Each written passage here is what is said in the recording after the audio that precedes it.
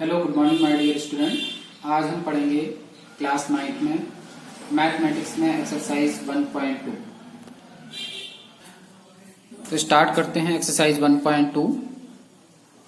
पहला क्वेश्चन है, सत्य असत्य बताइए, कारण सहित उत्तर दीजिए। ट्रू और फॉल्स बताना है आपको विद रीजन। तो पहला इसका फर्स्ट क्वेश्चन दिया गया है, गिवन है आपको, प्रत्येक अपरिमेय संख्या एक वास्तविक संख्या होती है, इसके बारे में आपको बताना है। तो आपको बताया था अपरिमेय संख्या और परिमेय संख्याओं से मिलकर कौन सी संख्याएं बनती हैं? वास्तविक संख्या। मतलब वास्तविक संख्याओं का जो समूह होता है वो परिमेय और अपरिमेय संख्याओं का समूह होता है। तो इसका मतलब अपरिमेय संख्या, कोई भी अपरिमेय संख्या हो, वो एक वास्तविक संख्या जरूर होती है। तो इसका मतलब ये कैसा हो जाएगा? सत्य हो जाएगा, क्योंकि वास्तविक संख्याओं का समूह परिमेय और अपरिमेय से मिलकर बना होता है। क्लियर? चलिए नेक्स्ट सेकंड क्वेश्चन, संख्या रेखा का प्रत्येक बिंदु √m के रूप का होता है, जहां m एक प्राकृत संख्या है। मतलब संख्या रेखा पर √m मतलब कि जैसे हमने ले लिया कोई नंबर ले लिया, जैसे हमने √3 ले लिया, तो √3 का मान 1.73, तो 1.73 मिल रहा है आपको। √3 की वैल्यू 1.73। तो क्या 1.73 एक प्राकृतिक संख्या है? नहीं। जबकि तो हमने प्राकृतिक संख्या के बारे में क्या पढ़ा? 1, 2, 3 and up to dot infinite तक पढ़ रखा है। तो ये तो एक प्राकृतिक संख्या नहीं है, नेचुरल नंबर नहीं है। जबकि वो कह रहा प्रत्येक बिंदु √m के रूप का होता है, तो इसलिए क्या हो जाएगा? असत्य, क्योंकि एक ऋणात्मक संख्या किसी भी प्राकृतिक संख्या का वर्गमूल नहीं हो सकती। और नेगेटिव नंबर भी आप नहीं लिख सकते हैं, कि जैसे नेगेटिव नंबर आपने लिख दिया -√2, -√3, ये भी नंबर लाइन पर नहीं आते। तो इसका आंसर हो जाएगा असत्य, क्योंकि ऋणात्मक संख्या किसी भी प्राकृतिक संख्या का वर्गमूल नहीं हो सकती। क्वेश्चन नंबर 3 पर आइए, प्रत्येक वास्तविक संख्या एक अपरिमेय संख्या होती है। प्रत्येक वास्तविक संख्या एक अपरिमेय संख्या होती है। तो वास्तविक संख्या किस किस से मिलकर बनी होती हैं? वास्तविक संख्या रेशनल प्लस इर्रेशनल, इन दो नंबरों से मिलकर बनी होती है। इन दोनों का समूह ही वास्तविक संख्या होती है। तो वास्तविक संख्या एक अपरिमेय संख्या होती है, तो गलत हो जाएगा। क्यों? क्योंकि वो अपरिमेय संख्या नहीं हो सकती, परिमेय भी तो हो सकती है। ये जरूरी थोड़ी है कि केवल अपरिमेय ही हो, तो वो रेशनल भी हो सकता है और रेशनल कोई भी हो सकता है। तो वास्तविक संख्या एक अपरिमेय संख्या होती है, ये फॉल्स हो जाएगा, क्योंकि 5 कैसी एक वास्तविक संख्या, रियल नंबर है, परंतु अपरिमेय संख्या नहीं है। कैसी होगी? 5 एक परिमेय संख्या, मतलब रेशनल नंबर। ओके, चलिए नेक्स्ट क्वेश्चन पर आइए। क्वेश्चन नंबर 2, क्या सभी धनात्मक पूर्णांकों के वर्गमूल अपरिमेय होते हैं? यदि नहीं, क्या सभी धनात्मक पूर्णांकों के वर्गमूल, धनात्मक पूर्णांक संख्या आप जानते हैं 1, 2, 3, 4, 5, 6 अप टू इनफाइनाइट के वर्गमूल, उनके स्क्वायर रूट, जैसे हमने √4 लिखा, अब इसका वर्गमूल निकालो तो 2 आता है, 2/1। क्या ये अपरिमेय होता है? होगा अपरिमेय? नहीं। तो इसका आंसर क्या हो जाएगा? नहीं। क्या सभी धनात्मक पूर्णांकों के वर्गमूल अपरिमेय होते हैं? तो आंसर हो गया नहीं। आगे देखिए क्वेश्चन में, यदि नहीं तो एक ऐसी संख्या के वर्गमूल का उदाहरण दीजिए जो एक परिमेय संख्या। फॉर एग्जाम्पल देखिए, √4 का स्क्वायर रूट निकालिए, 2 हो जाएगा। 2 को हम 2/1 लिख सकते। कैसी संख्या है? परिमेय। क्या ये परिमेय है? परिमेय होगी, अपरिमेय नहीं होगी। √9 देखिए, √9 का भी स्क्वायर रूट कितना होगा? 3 को 3/1, तो अंश बटे हर P/Q के रूप में है, एंड Q ≠ 0, तो हम ये भी कैसे, ये भी परिमेय संख्या होगी, आपका रेशनल नंबर होगा। √16 देखिए, √16 का स्क्वायर रूट क्या हो जाएगा? 4 को 4/1 लिखेंगे, ये भी कैसा नंबर? एक रेशनल नंबर है। क्लियर हो गया होगा? चलिए नेक्स्ट पर आइए। इस क्वेश्चन को थोड़ा ध्यान से समझेंगे। सबसे पहले हमने √2 के लिए लिखा है, आपको एक नंबर लाइन पर, जैसे आप पहले नंबर लाइन पर पढ़ते थे 1.2 को दिखाइए, 1.3 को दिखाइए, उसी प्रकार अब आपको यहाँ पर संख्या रेखा पर √2 का मान निर्धारित करना है, नंबर लाइन पर √2 को दिखाना है। तो इसको हम क्या करते हैं, सबसे पहले तो हम पाइथागोरस थ्योरम्स की सहायता से हम √2 को किस प्रकार से लिख सकते हैं? √2 कब मिलेगा? जब 1 का स्क्वायर 1 प्लस 1 का स्क्वायर 1, 1 + 1 √2 मिल जाएगा। तो हमने √2 को इस टाइप से ब्रेक कर लिया। मीन्स 1 का स्क्वायर 1 और 1 का स्क्वायर 1, तो आप इसको ऐसे भी लिख सकते हैं 1 + 1, तो √2 होता है। तो इसका हमने यहाँ लेट कर लिया, एक रफ चित्र बना लिया, ये रफ डायग्राम बना लेंगे। पहले OA OB, तो OA 1 सेंटीमीटर होगा, AB भी 1 सेंटीमीटर ले लिया। और अब जब इसमें आप OB निकालेंगे, OB क्या हो जाएगा आपका कर्ण, और ये हमने क्या ले लिया आधार बेस, एंड ये ले लिया हमने परपेंडिकुलर मीन्स लंब। तो जो पाइथागोरस थ्योरम होती है वो आपको पता होगा कि कर्ण का स्क्वायर इज इक्वल टू लंब का स्क्वायर प्लस आधार का स्क्वायर। उसी के अकॉर्डिंग हमने इसको सॉल्व कर लिया। पढ़ते चले आ रहे हैं आप लास्ट क्लासेस में। OA इक्वल टू 1 मान लिया, AB इक्वल टू 1 मान लिया, तो OB हमारा √2 मिला। देखो हम इसका कंस्ट्रक्शन करेंगे कैसे, आपको तो कंस्ट्रक्शन सीखना है, इस पे ध्यान दीजिए। सबसे पहले एक सीधी लाइन ड्रॉ करेंगे, एक सीधी रेखा खींच लीजिए और इस लाइन पे दोनों ओर एरो के साइन बना देंगे, दोनों साइड एरो का साइन, इस साइड भी इस साइड भी।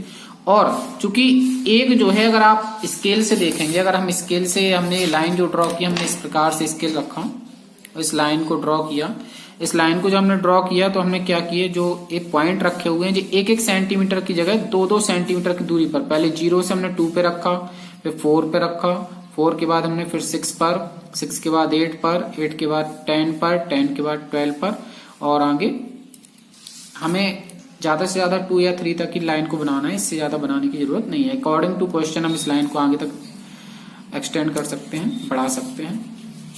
देखिए तो √2 दिखाना है, तो आपको पता है कि यहां से लेकर यहां तक की दूरी हमने 2 को 1 माना, हमने देखिए इसके लिए यहां लिख दिया है 2 centimetre is equal to 1 centimetre. तो हम 2 सेंटीमीटर को 1 सेंटीमीटर लेकर चल रहे हैं, क्योंकि आप जब इसमें प्रकार की सहायता से या चांदे की सहायता से आप क्या करेंगे, यहाँ पर 90 डिग्री का एंगल बनाना पड़ेगा आपको। यहाँ चांदा रखेंगे और यहाँ एक कितने सेंटीमीटर की लाइन ड्रॉ करनी पड़ेगी, 1 सेंटीमीटर। क्यों, क्योंकि देखिए आपने जो ऊपर रफ चित्र बनाया था उसमें OA कितनी है 1 और AB भी कितनी है 1। तो हमने सबसे पहले O से लेकर A तक, ये हमने 1 सेंटीमीटर, 0 से 1 तक क्या डिस्टेंस है 1 सेंटीमीटर मान रखी है। और 1 पर आने के बाद उस पर हमने एक लंब खींचा, 90 अंश का कोण बनाते हुए चांदा रख लेंगे और यहाँ पर भी 1 सेंटीमीटर की लाइन ड्रॉ कर देंगे।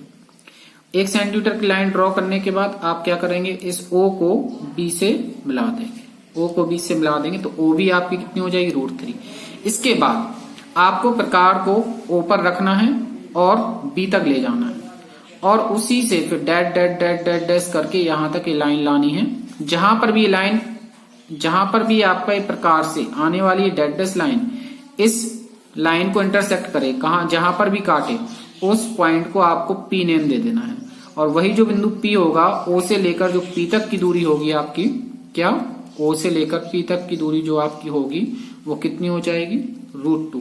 O से लेकर P तक की दूरी कितनी हो जाएगी हमारे पास, यहां तक की दूरी कितनी हो जाएगी √2।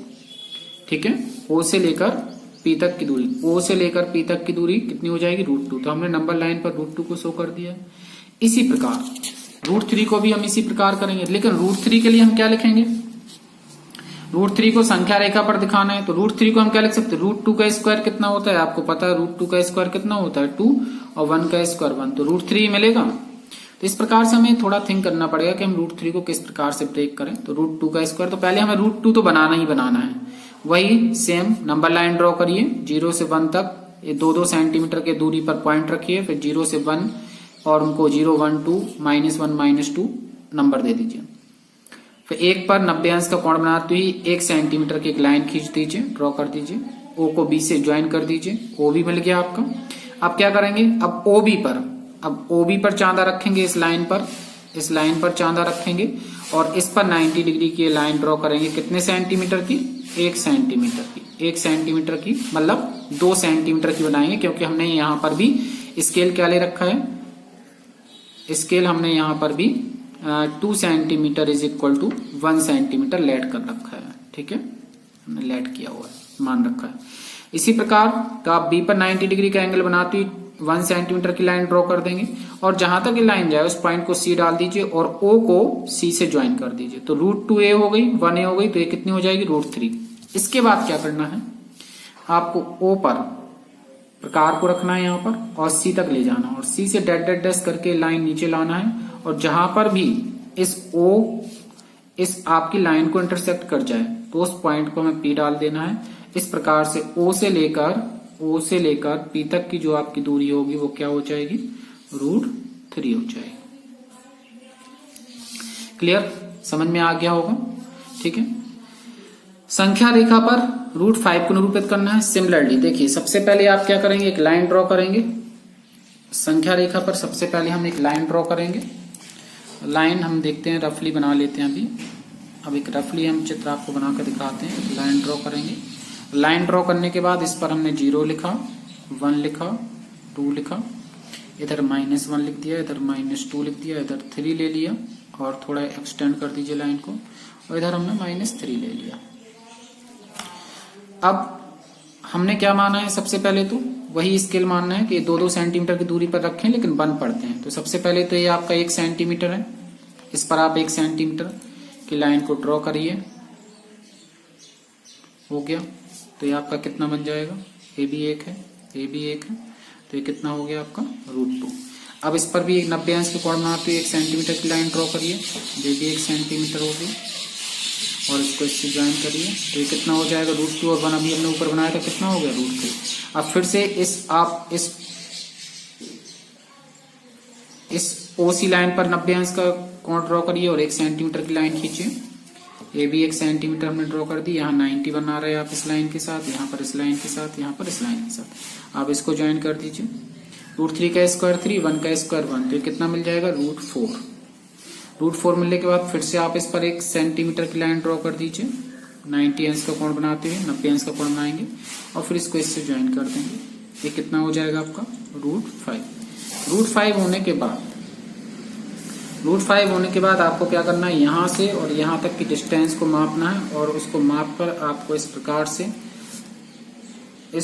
से आपको डैश लाइन को लेकर आना है, और ये लाइन देखो कहाँ पर इंटरसेक्ट करती है, यहाँ पर। तो इसको हमने पॉइंट P दे दिया। तो O से लेकर जो हमारी P तक की दूरी है, O से लेकर P तक की दूरी कितनी हो जाएगी, √5 हो जाएगी। आई होप आपको समझ में आया होगा। इस प्रकार से आप इस वर्क को कंप्लीट करेंगे, ठीक है, और आगे इसी प्रकार की क्लासेस आपको प्रोवाइड कराते रहेंगे, और आप अपना काम नोटबुक पर कंप्लीट करते रहिए। Thank you, have a nice day.